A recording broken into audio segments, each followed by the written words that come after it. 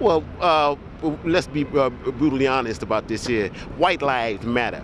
Americans respond to the actions that affect like people, and they see the people who live in Beirut, Lebanon as other. So, I mean, it was horrifying that there was less than any kind of coverage on that Beirut event. So if you're an ally to, Paris and war break out, you know that that's a person or, a country that's going to have your back. So that connection, being able to come to Big Brother or Little Brother's rescue is pretty much how I look at that. I don't even know what you're talking about with the Beirut attack. People in Beirut, people of color. Right. So therefore, when the French, they killed the French, well then it's all of a sudden like all the white Aryan race all over the world, they got to come together. We can't allow this to happen. But as long as it's just happening in the people in the country, the people of color, well, I mean, we might have a little sympathy, but they don't really count because they are not like we are. They're not really considered human beings like we are. They do this stuff all the time. They're not like us. And we are descendants of the Europeans, many of us. Of course, there are a lot of people here who are Middle Eastern also. I don't think that it have a whole lot to do with the race, but in some sense it does.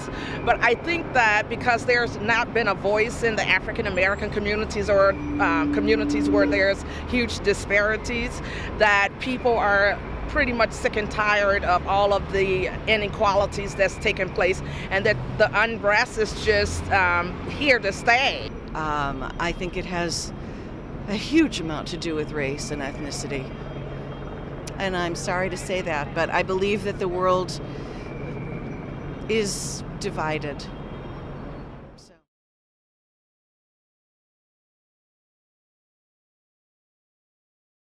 I think when the video first came out, I noticed that the media was only covering it. I feel like they were just kind of hoping for violence, and then when there wasn't violence, that's not as big of a news story, so they're not covering it nearly as much as they covered stuff like Ferguson, Missouri, when there was just violence everywhere, because, I don't know, I just feel like that's a better news story. If there's peaceful protests, they don't cover as much. I think that it's important that the media cover all events. And with the media covering this specific event, I think that it allows people to have the voice to talk about the injustices that the city believed to have taken place. And I think that because the media is covering it, that it sheds light on a lot of things that take place in the community. I think it's good to an extent. I think too much media coverage is also not good, because you get all these stories from all these different shootings, and especially like down here in Chicago, and I think it just overexposes things. But at the same time, it's also good to realize what's going on and all these activities, and we need to do something about it.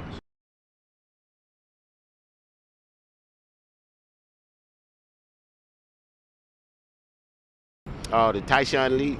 Yeah, well, it was covered. It was covered, but it wasn't the same. It wasn't on the same magnitude because of the people who committed the crime. I don't think people really understand what torture has been going on behind doors by police of young black men for so long. Race is a big issue with this, definitely, and it just needs to stop. We're 21st century, so it's really sad to see these days. You got to stand up against this. I'm for right, but like Mayor Harold Washington said, I'm for all people, but I'm pro-black. Just like Chinese pro-Chinese, and they should be. We got to stick together.